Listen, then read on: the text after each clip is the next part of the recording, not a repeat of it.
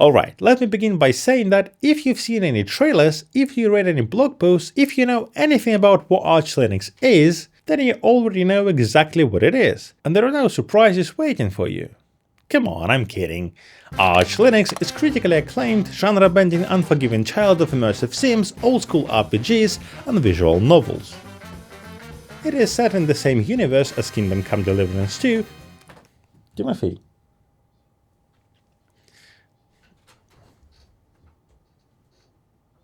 Dima.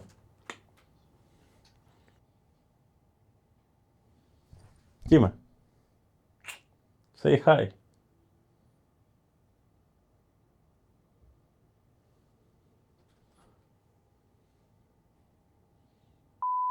Arch Linux is critically acclaimed, genre-bending, unforgiving child of immersive sims, old-school RPGs, and visual novels. The gameplay is incredibly deep and complex, and the steep learning curve this time is even steeper.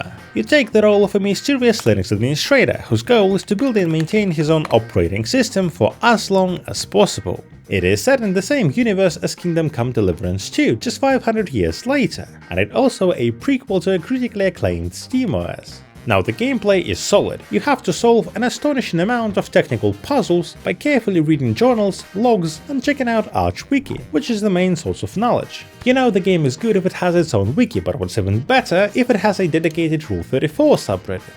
Like, oh my gosh, look at that! I should blur that. To succeed in this game, you have to navigate through a vast list of packages, configurations, and scripts to create your own perfect Linux distribution. Arch features only partial controller support, and in most situations you would have to use your keyboard exclusively to get yourself through this title.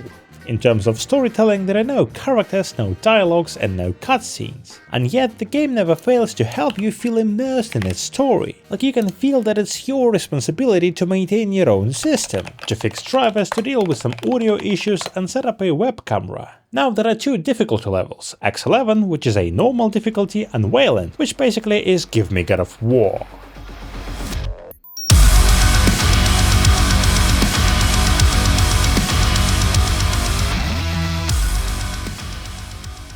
Don't get me wrong, I've played Dark Souls 3 myself, I've tried Elden Ring, but Wayland is in another league of how difficult things could be.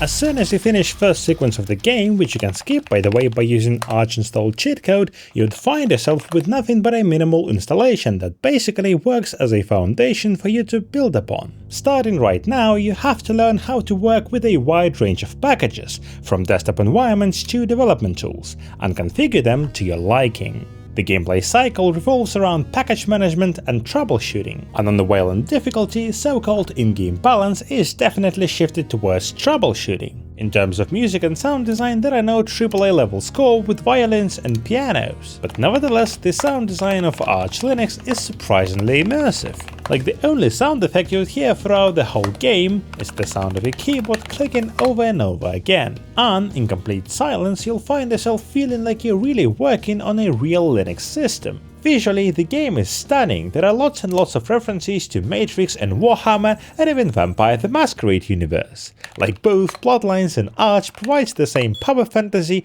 of being a tech-literate person. By completing the main story of Arch Linux, you'll unlock few rare achievements, including the right to say, "I'm using Arch by the way." I guess that's the reason why there are so many concurrent players online trying to beat Arch Linux. But can you actually beat the game? Well, technically yes, but keep in mind that we are dealing with a free-to-play live service title. And new updates are getting rolled out so fast and so often that you can call it a rolling release title. With Arch Linux, it's easy to lose a sense of time, that's how addictive the gameplay cycle is, so this is easily 10 out of 10. Arch Linux is available on x86 PCs and also supports ARM, so if you have one of those fancy Copilot Plus PCs, give it a try. Thanks to its complex design, Arch Linux provides almost an infinite replayability. You can start it over and over again, each time generating a unique seed. Sadly, there's no online multiplayer mode, but you can invite your friend to your place and play it like a couch co-op. By the way, if you like this video, don't forget to hit the subscribe button. You can also visit my Telegram channel, cause I always have more things to say. Stay tuned.